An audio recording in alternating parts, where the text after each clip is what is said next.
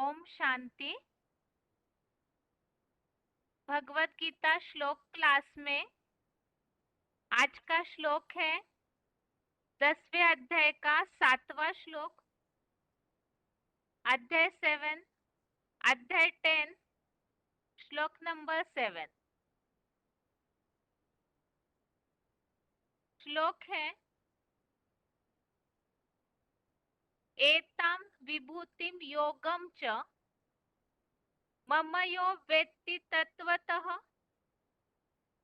सो विकम्पेन योगेन युज्यते नात्र संशयः।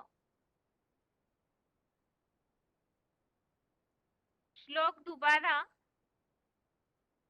एतां विभूतिं योगं च मम यो वेत्ति तत्वतः सो विकम्पेन योगेन युज्यते नात्र संशयः। श्लोक का संधि विच्छेद है एतां विभूतिं योगं च मम य वेत्ति तत्वतः स अविकम्पेन योगेन युज्यते न अत्र संशयः। श्लोक का संधि विच्छेद दोबारा। एतां विभूतिं योगं च मम य वेत्ति तत्वतः स अविकम्पेन योगेन युज्यते न अत्र संशयः। शब्दों के अर्थ है यह अर्थात जो, ममेताम इसमें दो शब्द है मम एताम। मम अर्थात मेरी, एताम अर्थात इस, विभूतिम अर्थात विभूतियों को, च अर्थात तथा, योगम अर्थात योग ऊर्जा को, तत्वतः अर्थात तत्वपूर्वक, वेत्ति अर्थात जानता है, स अर्थात वह, अविकम्पेन अर्थात अविचलित रूप से, योगेन अर्थात योग ऊर्जा द्वारा, युज्यते अर्थात जुड़ जाता है, अत्र अर्थात इसमें, संशयः अर्थात संशय, न अर्थात नहीं। शब्दों के अर्थ दोबारा। यह अर्थात जो, ममेताम इसमें दो शब्द है मम एताम। मम अर्थात मेरी, एताम अर्थात इस, विभूतिम अर्थात विभूतियों को, च अर्थात तथा, योगम अर्थात योग ऊर्जा को, तत्वतः अर्थात तत्वपूर्वक, वेत्ति अर्थात जानता है, स अर्थात वह, अविकम्पेन अर्थात अविचलित रूप से, योगेन अर्थात योग ऊर्जा द्वारा, युज्यते अर्थात जुड़ जाता है। अत्र अर्थात इसमें, संशयः अर्थात संशय, न अर्थात नहीं। श्लोक का अर्थ है,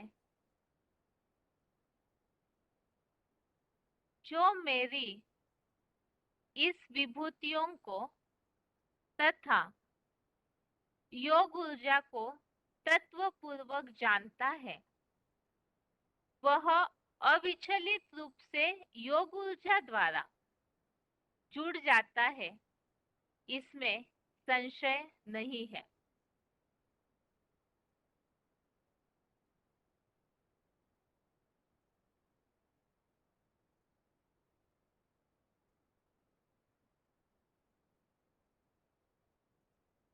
जैसे कि हम इसके पहले श्लोक में अर्थात 10वें अध्याय के 6वें श्लोक में इस बात को समझे हैं कि किस तरह से जो अलग अलग विभूतियां हैं उनके द्वारा मानसिक सृष्टि ब्रह्मा के द्वारा रची जाती है, और वो जो है 11 रुद्रगण, इनकी सारे धर्म मठ पंथ सहित इन 11 रुद्रगणों की वैरायटी प्रजा है।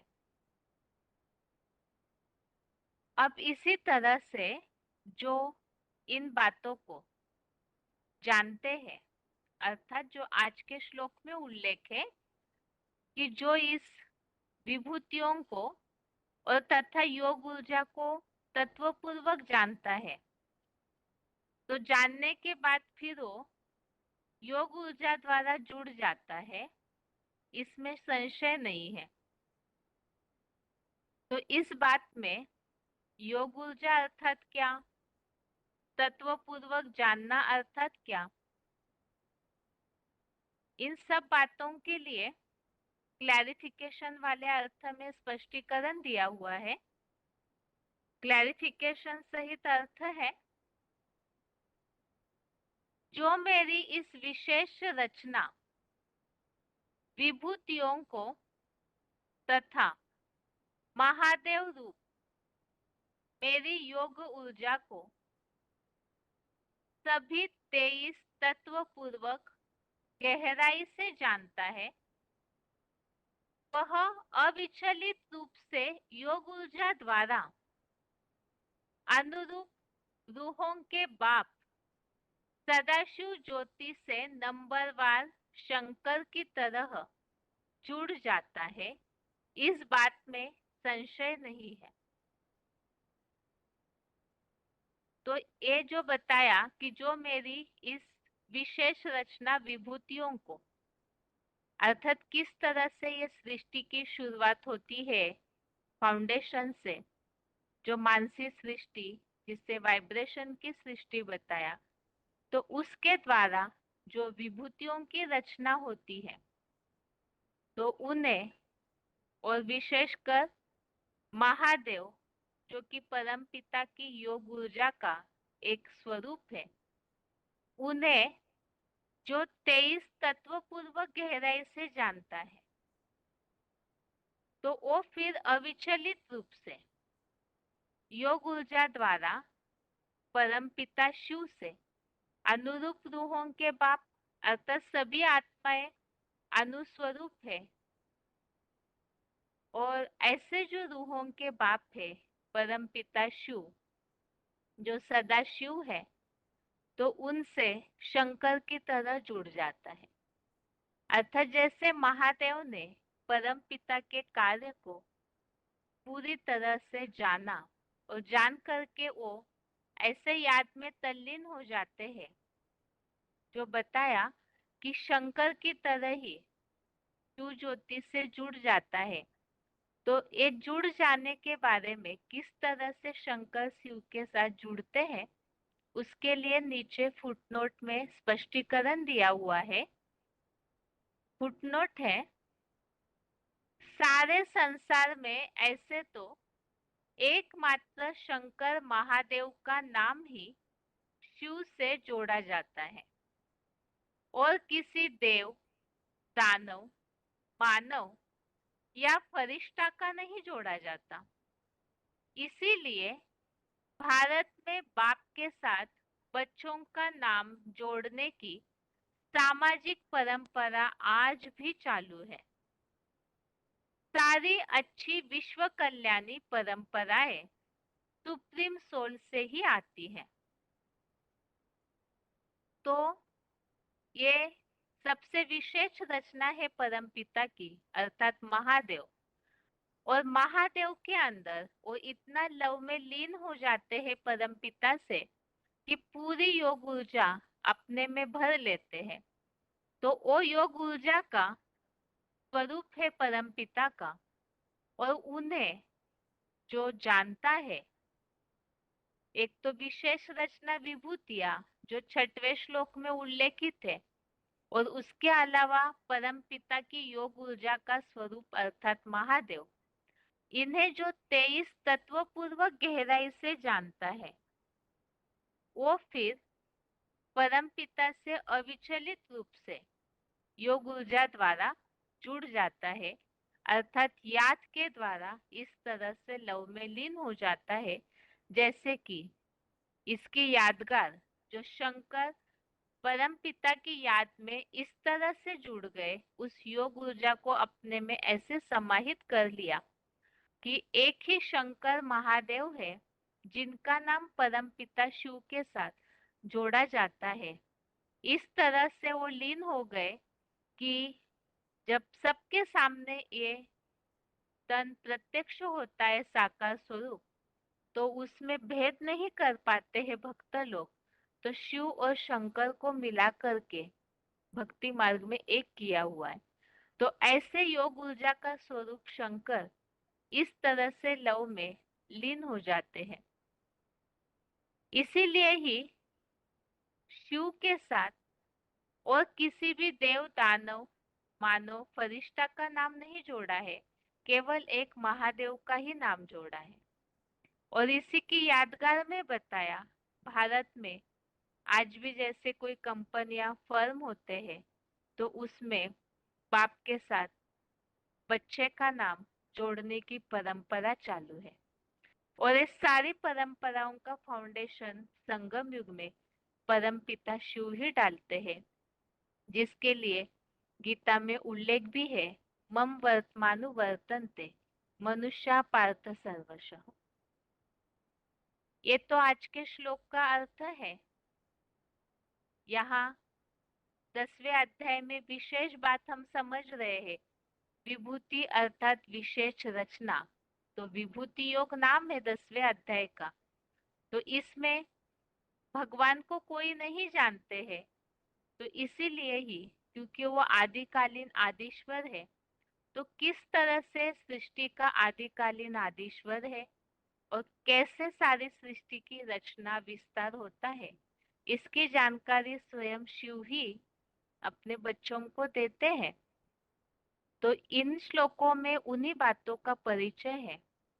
इसके साथ ही यहाँ जो 23 तत्वों की बात आई हुई है, इस संबंधित 13वें अध्याय के 5वें श्लोक में जो रेफरेंस के तौर पे लिया हुआ है, अध्याय 13 का श्लोक नंबर 5, इसमें पूरे 23 तत्वों को गिनाया है। तो ये श्लोक में जो बातें बताई है, 23 तत्व अर्थात क्या, 23 तत्वों पूर्वक गहराई से जानना अर्थात क्या। वास्तव में 23 तत्व अर्थात मनुष्य शरीर में जुड़ी हुई हर तत्व को यहाँ गिनाया है। पृथ्वी, जल आदि 5 जड़ महाभूत, अर्थात 5 तत्व, पृथ्वी, जल, अग्नि, वायु, आकाश, ये हो गए पंच महाभूत। देह का अहंकार, बुद्धि, ऐसे ही अति प्रबल संकल्प विकल्प करता एक अव्यक्त मन सहित नेत्र आदि 5 ज्ञान प्लस हाथ पांव आदि 5 कर्म इंद्रिया। और 5 ही स्वर्ग में संभोग मीडिया ज्ञानेंद्रियों के स्पर्श, शब्द, स्पर्श, रूप, रस, गंध, विषय भोग। तो इसमें 23 तत्व इस तरह से है। 5 तत्व, 5 महाभूत जिन्हें कहा है पृथ्वी, जल, अग्नि, वायु, आकाश, देह का अहंकार, मन, बुद्धि। तो ये 3 और 5 तत्व हो गए 8। फिर 5 ज्ञानेंद्रिया और 5 कर्मेंद्रिया, और 5 तत्व जो पहले गिने 15 ये हुए, और मन, बुद्धि, अहंकार ये 18। और इसके अलावा जो 5 ज्ञानेंद्रियों के 5 विषय भोग, शब्द, स्पर्श, रूप, रस, गंध। जैसे कि कानों से सुनते हैं तो वो विषय भोग हो गया कान का शब्द। त्वचा से स्पर्श ज्ञान होता है तो ये विषय भोग हो गया स्पर्श ज्ञान का, त्वचा का। रूप, आंखों से देखना, रस, स्वाद लेना, नाक का काम, गंध। तो ये 5 ज्ञानेंद्रियों के 5 विषय भोग। तो 18 और 5 23, ये टोटल हो गए 23 तत्व। तो इस तरह से 23 तत्व पूर्वक जो जानता है, तो यथार्थ रीति जो पहचान लेंगे उस स्वरूप को, तो वो फिर इसी तरह जैसे शंकर योग ऊर्जा का स्वरूप बनते हैं, तो अविचलित रूप से, अर्थात जब पूरी तरह से पक्का निश्चय बुद्धि हो जाए जानने के बाद, तो अविचलित रूप से योग ऊर्जा द्वारा जुड़ जाता है, इसमें संशय नहीं। इसी तरह आगे और रेफरेंस श्लोक है।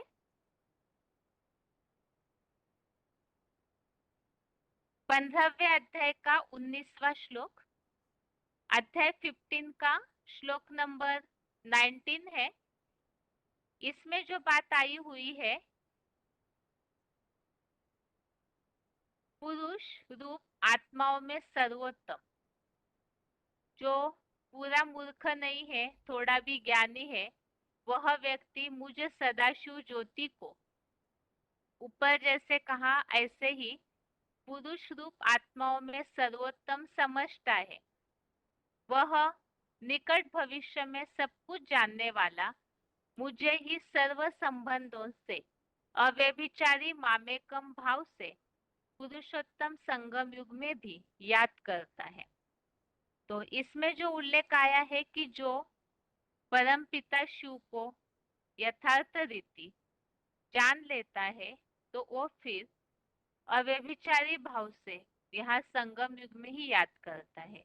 तो जानना जरूरी है, योग ऊर्जा धारण करनी है शिव से, तो उन्हें 23 तत्व पूर्वक अर्थात यथार्थ रीति से जानना जरूरी है। इसी तरह से 7वें अध्याय का 30वां अध्याय 7 का श्लोक नंबर 30, इसमें भी जानने की बात आई हुई है कि जो देवताओं के अधिष्ठाता मुझे सदाशिव समान महादेव को सभी प्राणियों के अधिपति सहित ज्ञान यज्ञाधिपति शिव बाबा सहित जो अखुट ज्ञान भंडारी शिव को जानते हैं, वे योग युक्त मन बुद्धि वाले प्रयाण काल में मुझको ही जान जाते हैं। तो यहाँ भी महादेव के सहित पूरी तरह से जो जान जाते हैं, जो आज के श्लोक में उल्लेख है, विभूतियों को और योग ऊर्जा को जो जानते हैं, तो वो फिर अविचलित रूप से जुड़ जाते हैं। तो यहाँ भी इसी बात में भगवान को यथार्थ रीति जानने का उल्लेख आया हुआ है। ये तो आज के श्लोक का अर्थ हमने समझा रेफरेंस श्लोकों के साथ। अभी इसी श्लोक को मुरलियों में आए हुए उल्लेख के आधार से अच्छी रीति से समझते हैं, लेकिन उसके पहले श्लोक का उच्चारण।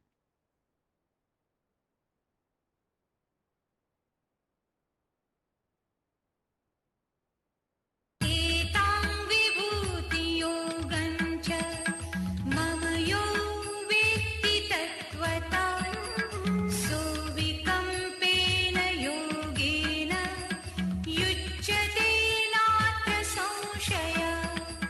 मेरी इस विशेष रचना विभूतियों को तथा महादेव रूप मेरी योग ऊर्जा को सभी 23 तत्व पूर्वक गहराई से जानता है, वह अविचलित रूप से योग ऊर्जा द्वारा अनुरूप रूहों के बाप शिव ज्योति नाम से नंबरवार शंकर की तरह जुड़ जाता है।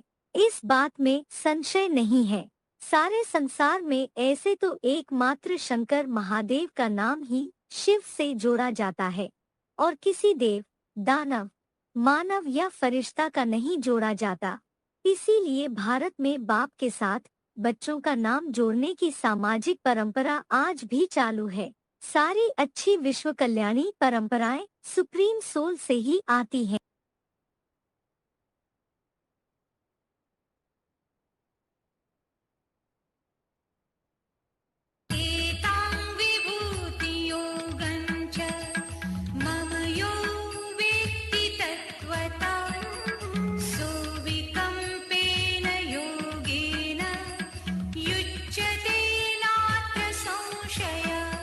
जो मेरी इस विशेष रचना विभूतियों को तथा महादेव रूप मेरी योग ऊर्जा को सभी 23 तत्व पूर्वक गहराई से जानता है, वह अविचलित रूप से योग ऊर्जा द्वारा अनुरूप रूहों के बाप शिव ज्योति नाम से नंबरवार शंकर की तरह जुड़ जाता है। इस बात में संशय नहीं है। सारे संसार में ऐसे तो एकमात्र शंकर महादेव का नाम ही शिव से जोड़ा जाता है और किसी देव, दानव, मानव या फरिश्ता का नहीं जोड़ा जाता। इसीलिए भारत में बाप के साथ बच्चों का नाम जोड़ने की सामाजिक परंपरा आज भी चालू है। सारी अच्छी विश्व कल्याणी परंपराएं सुप्रीम सोल से ही आती हैं। आगे है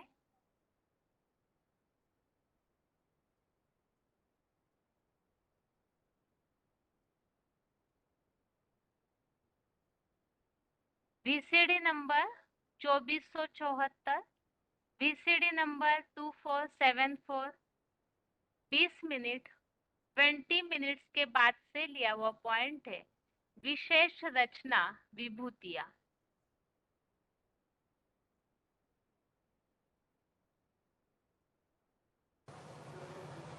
जिन आत्माओं ने कल्पांत काल में पहले भी जब इस सृष्टि रूपी रंगमंच का पर्दे के पीछे रहकर पार्ट बजाने वाला शिव सुप्रीम सोल आता है, ज्योति बिंदु निराकार, और वो आकर के जो ज्ञान सुनाता है, जानकारी देता है अपनी मनुष्य सृष्टि के बाप की और प्राणी मात्र की, मुख्य मुख्य पार्टधारियों की भी, जिन्हें गीता में कहा गया विभूति, या वि माने विशेष, भूति माने विशेष रूप से प्रत्यक्षता रूपी जन्म लेने वाली। तो उन सब का परिचय देता है, ये ज्ञान देता है। अगला पॉइंट है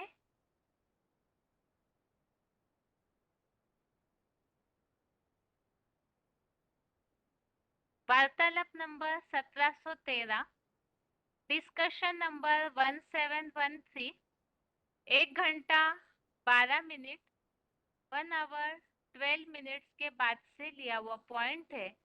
विशेष रचना विभूतियां।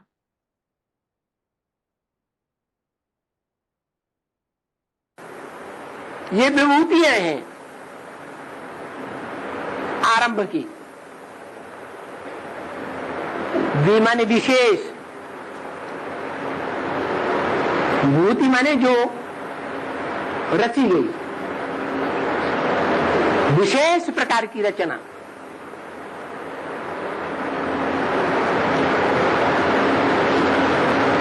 जो अष्टदेव हैं वो भी विभूति है।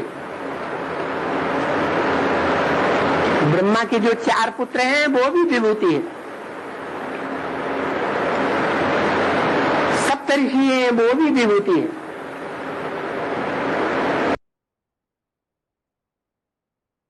अगला पॉइंट है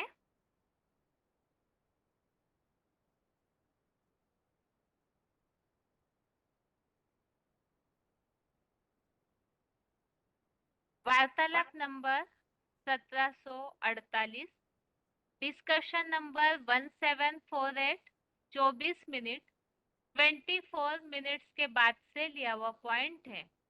महादेव रूप मेरी योग ऊर्जा।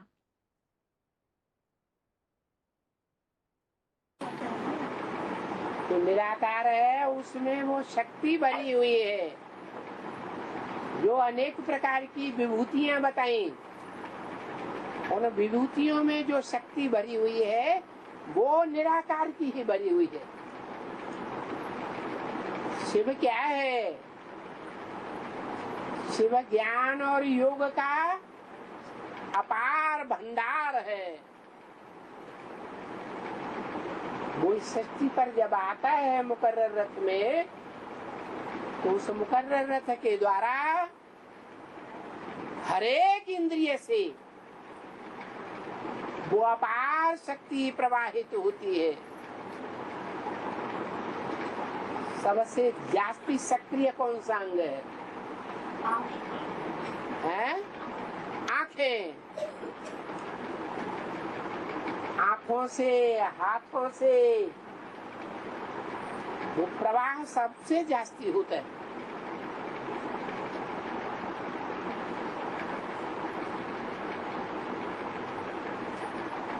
तो हर आत्मा एक प्रकार का पात्र है। कोई मन बुद्धि रूपी पात्र छोटा, कोई बड़ा, कोई मीडियम, नंबरवार पात्र है। जो 500-700 करोड़ मनुष्य आत्माएं हैं वो क्या है? पात्र है। बर्तन, छोटा बर्तन, बड़ा बर्तन। जो जैसा बर्तन संगम युग में वो उतना ही ज्ञान योग की पावर अपने में भर लेता है। वो पावर पहले जन्म से लेकर के और कलयुग के अंतिम जन्म तक काम देती रहती है।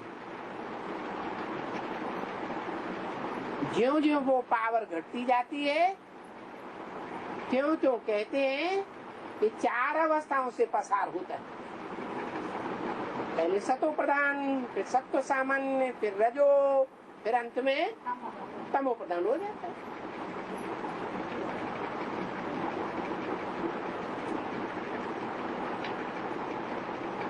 तो शिव आत्मा तो है, लेकिन हमारे तुम्हारी जैसी आत्मा नहीं है। हमारी तुम्हारी आत्माएं क्षर है, क्षर, नीचे गिरने वाली, और वो अक्षर है। वो प्रवेश करता है और प्रवेश करके जिस तन के द्वारा कोई का भी संग करेगा, कोई भी इंद्रिय से संग करेगा, वो क्षरित होने वाला नहीं है, पतित होने वाला नहीं है। इसलिए शंकर को अमोघ वीर्य कहते हैं। अगला पॉइंट है VCD number 3352, VCD number 3352, 17 minute 17 minutes के बाद से लिया हुआ पॉइंट है 23 तत्व।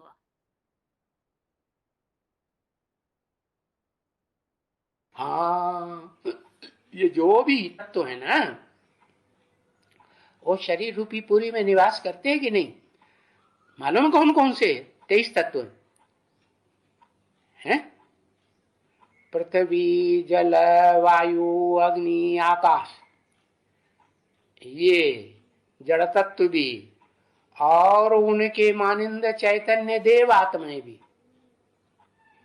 ये 5 देव आत्माएं होती हैं कि नहीं? है? पृथ्वी माता, जल देवता, समुद्र को देवता कहते हैं कि नहीं? है?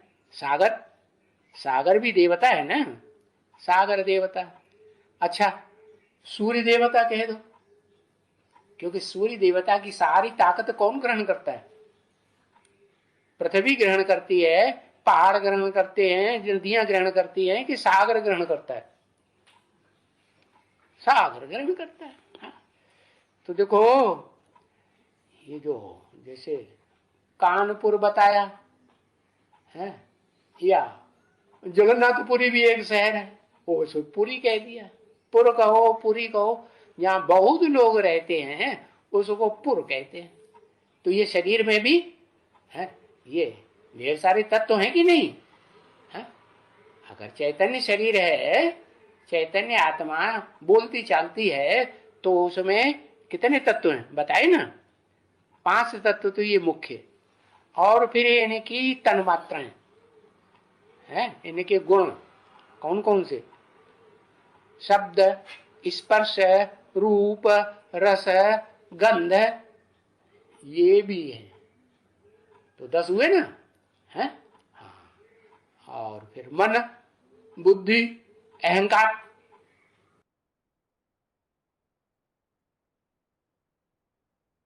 अगला पॉइंट है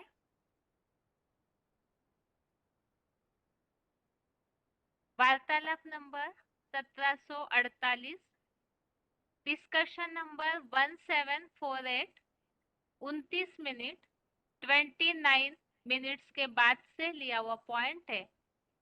जो गहराई से जानता है, श्लोक में जो उल्लेख आया 23 तत्व पूर्वक, तो 23 तत्व का पॉइंट हमने समझा अभी अभी। जो गहराई से जानता है वह अविचलित रूप से योग ऊर्जा द्वारा अनुरूप रूहों के बाप सदाशिव ज्योति से नंबरवार शंकर की तरह जुड़ जाता है।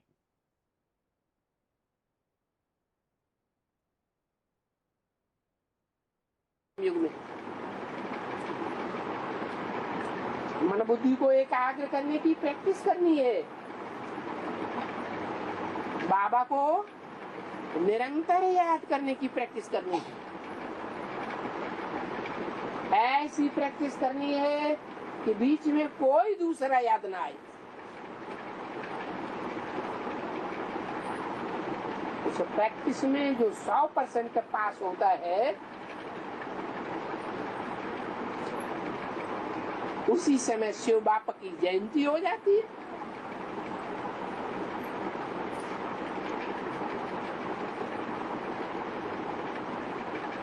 बाकी फिर नंबरवार पुरुषार्थ अनुसार निश्चय के आधार पर, क्योंकि उससे तो पहले निश्चय के चक्र में सब आते रहते हैं। जब अनिश्चय के चक्र में है तो ताकत नहीं आ सकती। जब सदा काल का निश्चय होता जाता है तो नंबरवार अमर बनते जाते हैं। अमर माने देवता, अमरनाथ के अमर बच्चे देवता बनते जाते हैं। दिव्य शक्तियां आ जाती हैं आत्मा में। वो दिव्यता है ही पवित्रता की दिव्यता।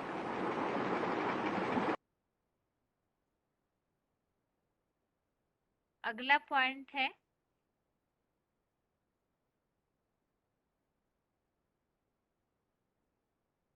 VCD number 3308, VCD number 3308, 7 minute 7 minutes के बाद से लिया हुआ पॉइंट है।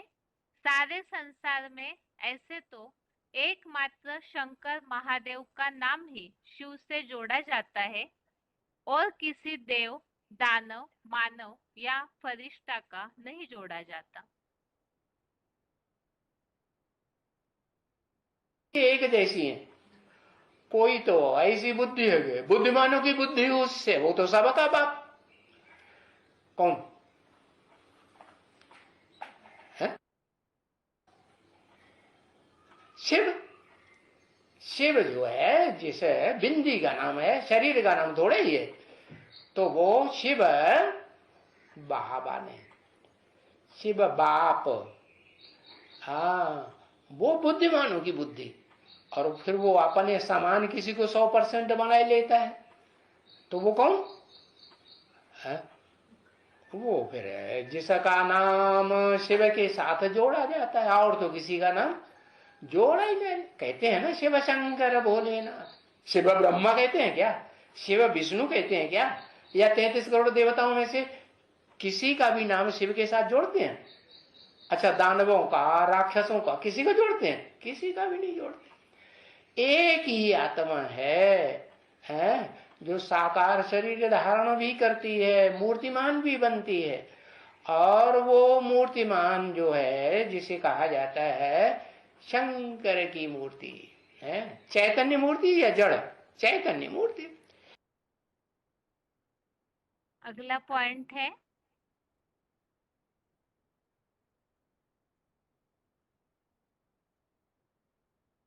VCD number 2614, VCD number 2614, 29 minute 29 minutes के बाद से लिया हुआ पॉइंट है। एकमात्र शंकर महादेव का नाम ही शिव से जोड़ा जाता है, इसीलिए भारत में बाप के साथ बच्चों का नाम जोड़ने की सामाजिक परंपरा आज भी चालू है।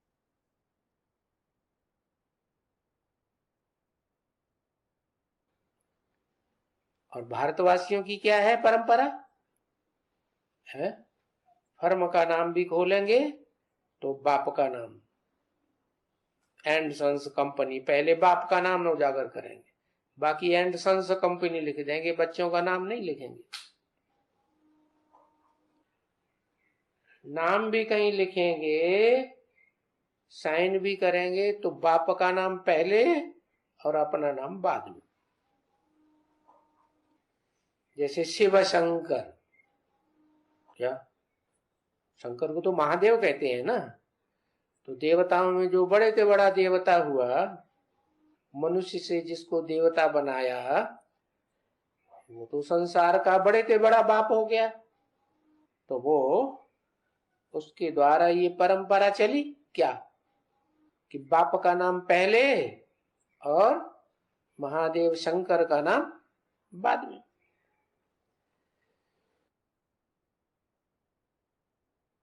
अगला पॉइंट है VCD number 2417, VCD number 2417, 23 minute 23 minutes के बाद से लिया हुआ पॉइंट है। सारी अच्छी विश्व कल्याणी परंपराएं सुप्रीम सोल से ही आती है।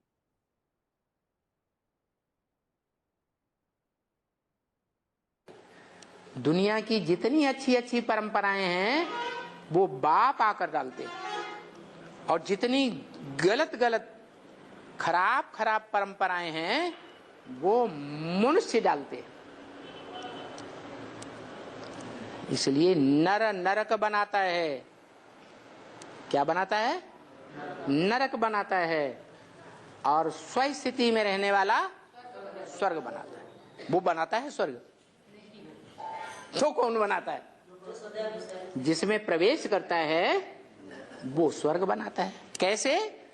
सदा काल स्वस्थिति में रहने की प्रैक्टिस करके।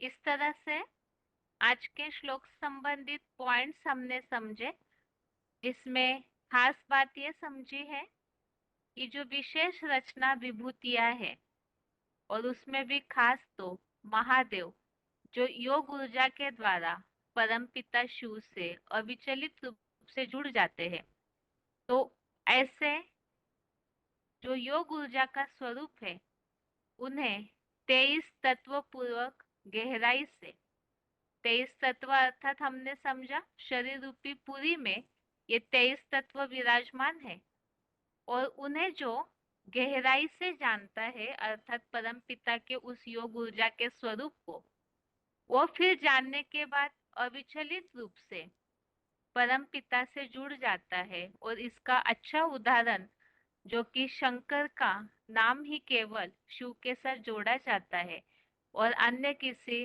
देव दानव मानव फरिश्ता का नहीं, क्योंकि एक महादेव ही है जो इस तरह से सारी योग ऊर्जा को धारण करते हैं। और इसीलिए ही परंपरा चली आई है कि बच्चे के नाम के साथ बाप का नाम जोड़ा जाता है। तो ये अच्छी परंपराएं जो है उनका फाउंडेशन परमपिता ही यहाँ संगम युग में डालते हैं। तो ये विभूतियां और विशेष योग ऊर्जा के स्वरूप को जानने की बात इस श्लोक में हमने समझी है। अभी आगे है रिवीजन। रिवीजन के लिए श्लोक नंबर है दूसरे अध्याय का 68 और 69वां श्लोक, अध्याय 2 का श्लोक नंबर 68, 69 और 10वें अध्याय का 7वां, अध्याय 10 का श्लोक नंबर 7। यहाँ दूसरे अध्याय में श्लोकों का टॉपिक हम समझ रहे। प्रसन्न चित्त जो है, जो स्थिर बुद्धि हो जाते हैं, अपने राग द्वेष काम क्रोध आदि आवेगों को रोकने में जो सफल होते हैं, वो फिर स्थिर बुद्धि हो जाते हैं। जो मन से अनुशासित है, मन को अनुशासन में रखते हैं, वो फिर प्रसन्नता को पाते हैं। और जो प्रसन्न है उनकी बुद्धि भी स्थिर भी हो जाती है भली भांति। लेकिन इसमें जो हमने इसके पिछले श्लोक में समझा 66वें श्लोक में, कि जो योगी नहीं है अर्थात भोगी है, तो उन्हें शांति नहीं होती है, बेचैन रहते हैं वो।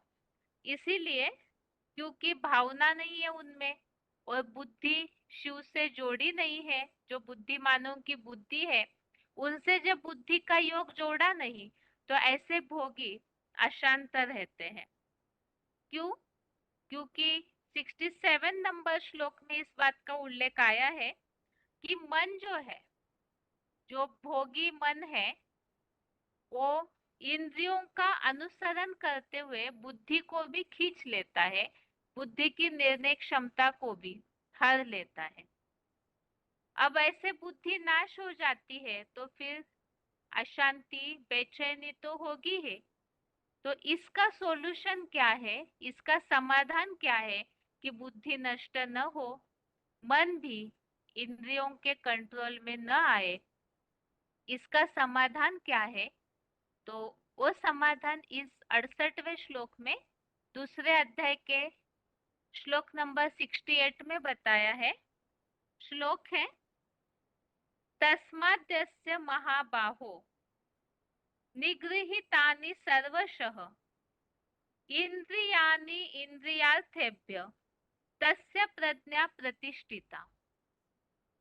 श्लोक दोबारा, तस्माद्यस्य महाबाहो निगृहीतानि सर्वशः इंद्रियाणि इंद्रियार्थेभ्य तस्य प्रज्ञा प्रतिष्ठिता।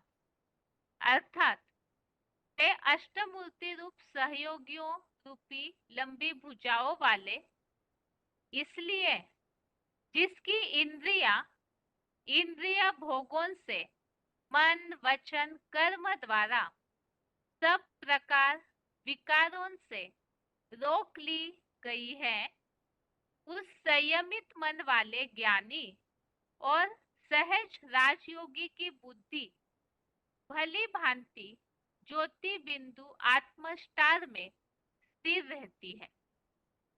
तो इस श्लोक में बुद्धि को स्थिर करना है, बुद्धि की निर्णय शक्ति हरण न हो, इसके लिए उपाय बताया। पहले इंद्रियों को इंद्रिय भोगों से सब प्रकार से रोकना है, पहले इंद्रियों को कंट्रोल करना है। कैसे? तो मन से भी, वाणी द्वारा भी और कर्म द्वारा भी। जब मनसा वाचा कर्मना तीनों से इंद्रियों के भोगों को रोक लिया जाए, तो फिर ऐसे ज्ञानी और योगी जो मन को संयमित करके अनुशासित होके चलाता है, उनकी बुद्धि फिर ज्योति बिंदु आत्मस्टार में स्थिर रहती है, इंद्रियों के विषय भोगों में भागेगी नहीं। तो इंद्रियों को कंट्रोल करना सबसे प्रथम पुरुषार्थ योगियों का इसी संबंधित हमने और भी श्लोकों में उल्लेख देखा है कि इंद्रियों को पहले कंट्रोल करना है। ये रेफरेंस श्लोक है दूसरे अध्याय का 58, अध्याय 2 का श्लोक नंबर 58। इसमें बताया है कि कछुए के अंगों की तरह मन से संकल्पों सहित श्रेष्ठ और भ्रष्ट 10 इंद्रियों को विषय भोग सब ओर से जो संपूर्ण खींच लेता है, अर्थात इंद्रियों को पूरी तरह खींचना अर्थात कंट्रोल करना, तो उस योगी की बुद्धि आत्मस्थिर हो जाती है। अभी आगे और भी श्लोक है रेफरेंस के।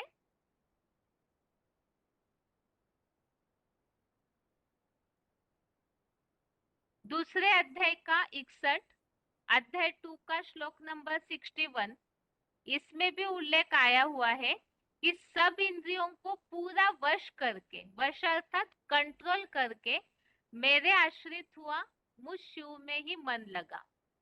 क्योंकि जिसकी मन बुद्धि वाली ज्योति बिंदु आत्मा की इंद्रिय वश में है, उसकी बुद्धि स्थिर रहती है। तो इसमें भी पहले इंद्रियों को कंट्रोल करना बताया है।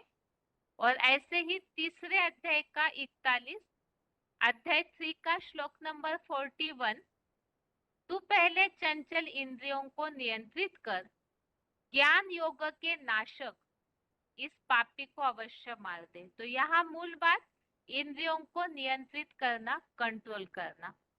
तो बुद्धि स्थिर होना है तो सबसे पहला उपाय बताया इंद्रियों को जरूर कंट्रोल करना है।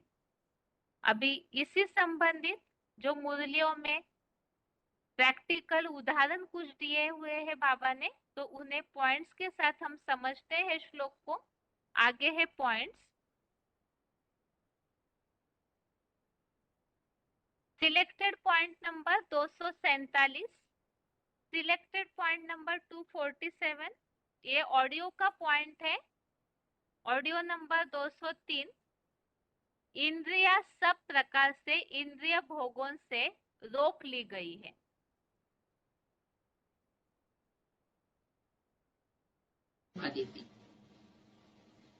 बच्चों को समझाया जाता है सदैव बुद्धि से ये समझो कि हम ब्रह्मा कुमार कुमारी भाई बहन हैं, इसके बच्चे हैं।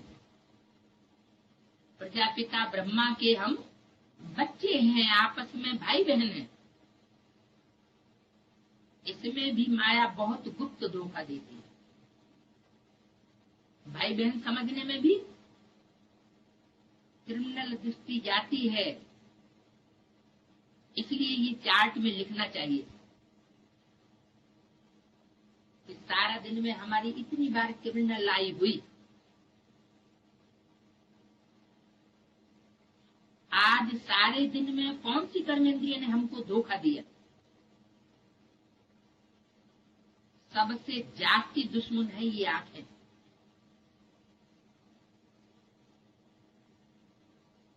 तो जो जास्ती दुश्मन हो उसको क्या करना चाहिए, क्या कोशिश करनी चाहिए, उसको जास्ती कंट्रोल में रखने की कोशिश करनी चाहिए। तो ये लिखना चाहिए, फलानी को देखा, हमारी दृष्टि गई। सूरदास का भी मिसाल है ना, अपनी आंखें निकाल दी।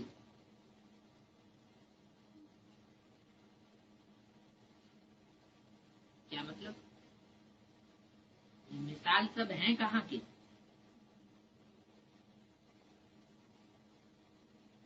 सूरदास ने अपनी आंखें निकाल ली,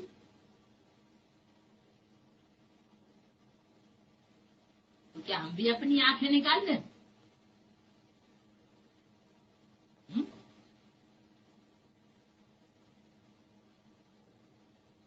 आंख निकालने की बात नहीं है।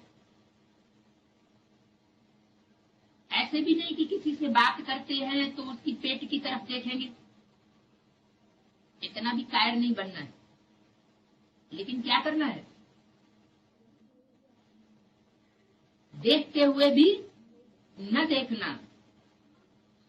हम अपने आपको आत्मिक दृष्टि में रखकर आत्मा को देखते हैं।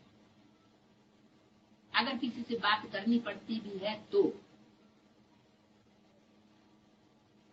अपनी जांच करेंगे तो आंखें धोखा जाती देती, पता चलेगा। मन सर्विस भी करते हैं परंतु आंखें बहुत धोखा देती हैं। इस दुश्मन को पूरी जांच रखनी है, नहीं तो हमारे पद को भ्रष्ट कर देंगे। जो समझदार बच्चे हैं उनको अपने पास डायरी में नोट रखना चाहिए। फलाने को देखा तो हमारी दृष्टि गई, फिर अपने को आपे ही सजा दे। भक्ति मार्ग में भी पूजा के टाइम बुद्धि और तरफ भागती है तो अपने को चुटकी काटते। तो जब कोई स्त्री आदि सामने आती है तो किनारा कर लेना चाहिए, खड़ा होकर देखना नहीं चाहिए। आंखें बहुत धोखा देने वाली है, इसलिए सन्यासी लोग आंखें बंद करके बैठते हैं। अगला पॉइंट है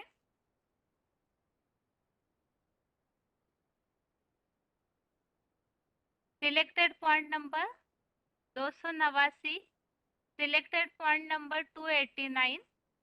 इंद्रिया सब प्रकार से इंद्रिय भोगों से रोक ली गई है, उसकी बुद्धि स्थिर है। तो बरोबर बाबा आते हैं, कहते हैं ना, तुमको हम प्योर बना करके साथ में ले चलेंगे। क्या ले तो चलेंगे, लेकिन क्या करो है? क्या करो तब ले चलेंगे। अरे क्या करो है? अरे यही पता नहीं कि क्या करें। हाँ, पास हो जाओ, किस बात में पास हो जाओ है? निराकार बन जाओ। हाँ, पवित्रता में पास हो जाओ। मनसा के संकल्प गंदे न चले हैं, गंदी वाचा न निकले, गंदे कर्म न याद आए हैं। याद भी आते हैं, अगर गंदा कर्म करने के लिए संकल्प भी चलता है, कोई प्रयास भी करते हैं, तो क्या कहेंगे है? पवित्र कहेंगे, अपवित्र कहेंगे? अपवित्र कहेंगे।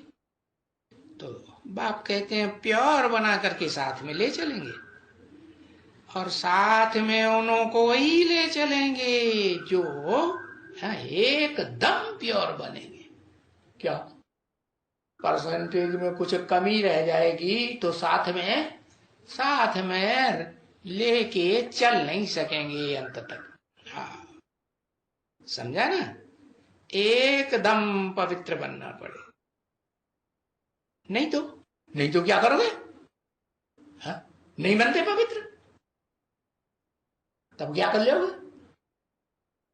अरे विनाश हो जाएगा। कहाँ विनाश हो? वो तो विनाश तो जन्म जन्मांतर विनाश होता ही रहा, शरीर छोड़ते ही रहे, विनाश हो गया है? अगर पवित्र नहीं बनेंगे तो सजा खाएंगे। क्या होगा रिजल्ट? मन से, वाचा से, कर्मेंद्रियों से पवित्र नहीं बनेंगे तो क्या होगा? हाँ, वाइब्रेशन खराब करते रहेंगे। तो बाप के साथ चल सकेंगे? हाँ, नहीं चल सकेंगे, सजाएं खाएंगे। तो देखो कितने साल हो गए? 80 साल से भी ऊपर होने जा रहे हो गए, और बच्चे पवित्र तो बनते ही नहीं है। बने कोई पवित्र है? बच्चे कोई पवित्र बने?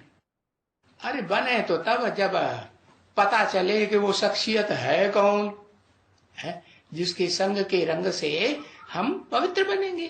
पारसनाथ जिसका शास्त्रों में गायन है, वो पारस बुद्धि है कौन? तो देखो पवित्र बनते नहीं है।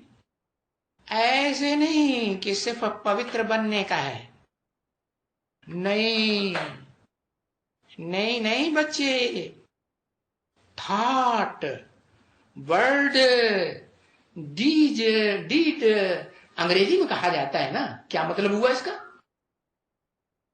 अरे इसका कुछ मतलब हुआ अंग्रेजी में, थॉट, वर्ड एंड डीड, कुछ भी अर्थ नहीं मालूम।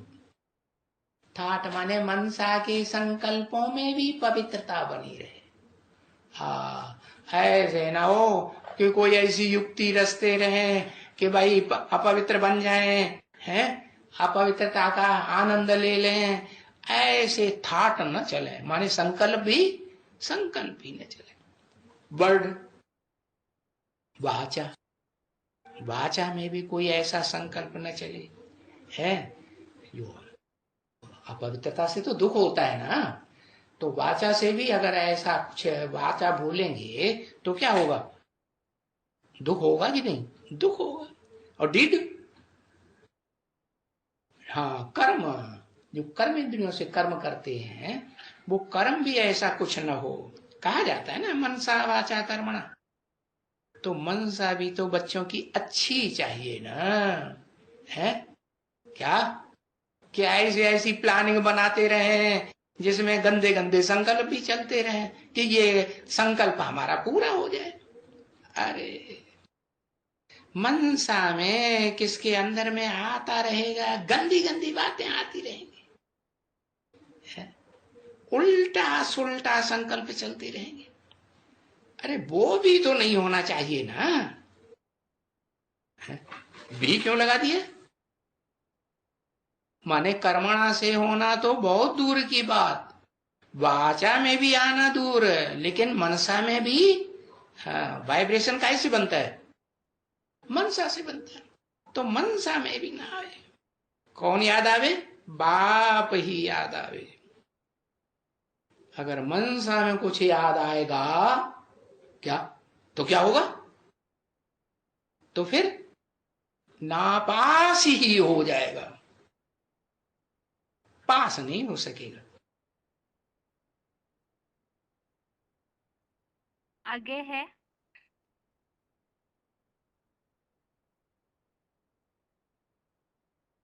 69वां श्लोक, दूसरे अध्याय का श्लोक नंबर 69। श्लोक है, या निशा सर्वभूतानां तस्यां जागर्ति संयमी, यस्यां जागृति भूतानि सा निशा पश्यतो मुनेः। श्लोक दोबारा, या निशा सर्वभूतानां तस्यां जागर्ति संयमी, यस्यां जागृति भूतानि सा निशा पश्यतो मुनेः। अर्थात सभी सांसारिक प्राणियों के लिए जो अध्यात्म रात्रि है उसमें राजयोगी जागता है। जिस मानवीय भौतिकता में भ्रमित प्राणी स्वर्गीय दिन समझ जागता है वह पुरुषोत्तम संगम युगी सच्ची गीता एडवांस ज्ञान के 60 वर्षीय मंथन करता मननशील मुनि के लिए रात्रि है। तो इसमें आध्यात्मिकता में अर्थात आत्मा के मंथन के लिए जो जगता है, सांसारिक प्राणियों के लिए वो अध्यात्म अर्थात रात के समान है, लेकिन राजयोगियों के लिए अध्यात्म ही दिन है, तो वो उसमें जागृत होते हैं अर्थात विशेष पुरुषार्थ करते हैं। और जिस मानवीय भौतिकता में भ्रमित प्राणी स्वर्गीय दिन समझ जागता है अर्थात विज्ञान की जो प्रगति हो रही है जिससे माना जाता है कि जो अज्ञानी लोग हैं उसे ही स्वर्ग समझ ले रहे, दिन समझ रहे, तो जो मननशील मुनि है उनके लिए वो भौतिकता वाला जो दिन वही मननशील मुनियों के लिए रात है, अज्ञानता की रात है। तो इस श्लोक में विशेष ये बात जो पहले श्लोक में है कि इंद्रियों को इंद्रिय भोगों से कंट्रोल करना है अर्थात भौतिकता में न जिए, क्योंकि जो मननशील है उनके लिए भौतिकता ही रात के समान होती है। तो इसी संबंधित जो पॉइंट है आगे समझते हैं कि किस तरह से कौन रात्रि में जगता है और कौन किसे दिन समझता है। आगे है पॉइंट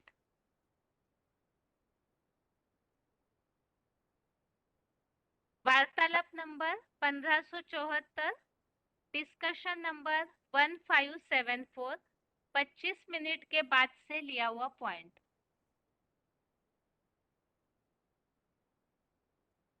या निशा सर्वभूतानाम, जो रात्रि सब प्राणियों के लिए है। कौन सी रात्रि?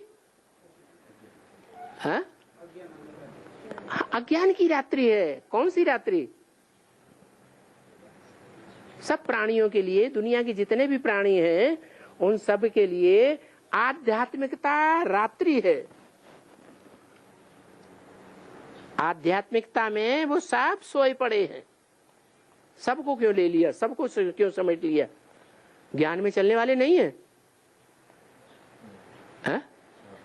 फिर से उनको क्यों ले लिया? सर्वभूता नाम क्यों कह दिया? ये है? नहीं, सर्वभूता नाम माने में सर्व, नंबरवार की बात ही नहीं। अंत समय का गायन है। जिस समय बाप की प्रत्यक्षता होगी, सूर्य उदय होने वाला होगा, उस महाशिवरात्रि के टाइम पर सब भूत क्या हो जाएंगे? जितने भी प्राणी हैं सब जग जाएंगे, सब सो जाएंगे। उस समय के लिए ये बात बोली हुई है।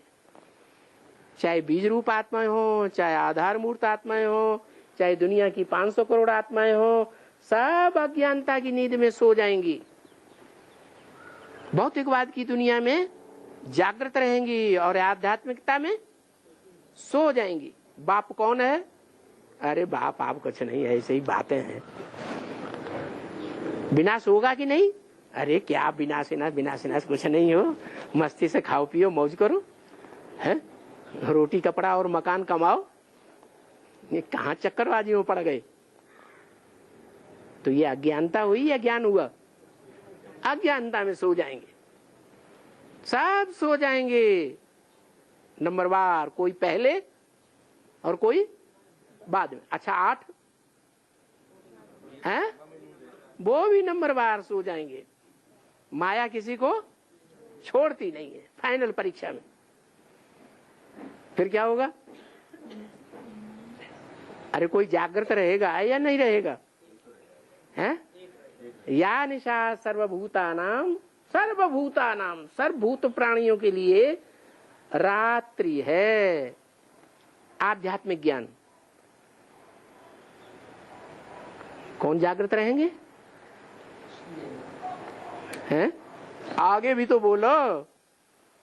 बस निशा वाली बात याद रख ली है? जागृति समय में, हाँ, उसमें जो संयमी है वो जागृत रहता है। तो जरूर कोई संयमी भी है। संयमी माने संपूर्ण यम नियम करने वाला,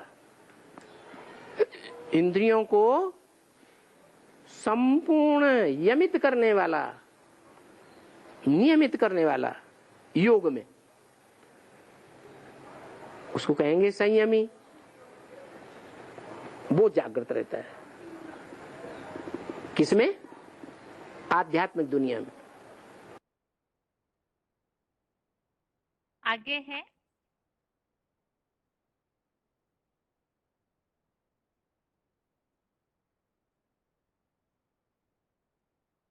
आज का श्लोक 10वें अध्याय का 7वां।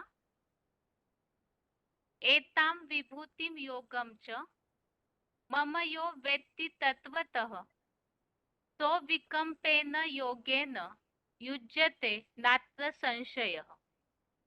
अर्थात जो मेरी इस विशेष रचना विभूतियों को तथा महादेव रूप मेरी योग ऊर्जा को सभी 23 तत्व पूर्वक गहराई से जानता है, वह अविचलित रूप से योग द्वारा अनुरूप रूहों के बाप सदाशिव ज्योति से नंबरवार शंकर की तरह जुड़ जाता है, इस बात में संशय नहीं है। और नीचे फुटनोट है, सारे संसार में ऐसे तो एकमात्र शंकर महादेव का नाम ही शिव से जोड़ा जाता है और किसी देव, दानव, मानव या फरिश्ता का नहीं जोड़ा जाता। इसीलिए भारत में बाप के साथ बच्चों का नाम जोड़ने की सामाजिक परंपरा आज भी चालू है। सारी अच्छी विश्व कल्याणी परंपराएं सुप्रीम सोल से ही आती हैं। तो श्लोक में हमने समझा है विभूतियां और महादेव जो विशेष रचना है भगवान की, जो योग ऊर्जा का स्वरूप है महादेव, तो उन्हें जो 23 तत्व पूर्वक अर्थात शरीर रूपी पूरी में जो 23 तत्व विराजमान है, अर्थात प्रैक्टिकल चैतन्य पाठधारी को जो जानता है वो फिर अविचलित रूप से योग ऊर्जा द्वारा जुड़ जाता है। तो यहाँ विशेष रूप से परमपिता से बुद्धियोग लगाने के लिए उन्हें और उनकी विशेष रचना को जानना जरूरी है। इस बात को हमने समझा। और अभी इस श्लोक संबंधित रेफरेंस श्लोक है आगे।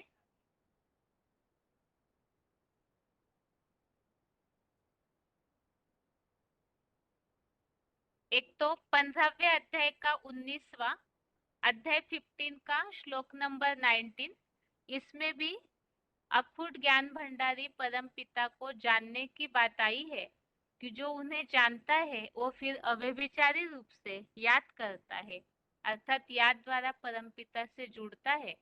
और 7वें अध्याय का 30वां अध्याय 7 का 30, इसमें भी भगवान को जो प्राणियों के अधिपति सहित जानते हैं वो फिर योग युक्त मन बुद्धि वाले शिव से जुड़ जाते हैं और उन्हें जान भी लेते हैं प्रयाण काल में।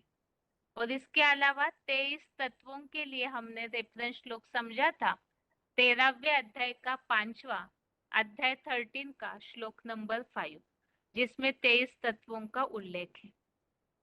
इस तरह से यहाँ रिवीजन सहित आज का श्लोक पूरा हुआ। और श्लोक नंबर फिर से दूसरे अध्याय का 68 और 69वां श्लोक, अध्याय 2 का श्लोक नंबर 68, 69 और 10वें अध्याय का 7वां अध्याय 10 का श्लोक नंबर 7। इसके साथ ही आज के लिए गीता क्लास यहाँ पूरा होता है। ओम शांति।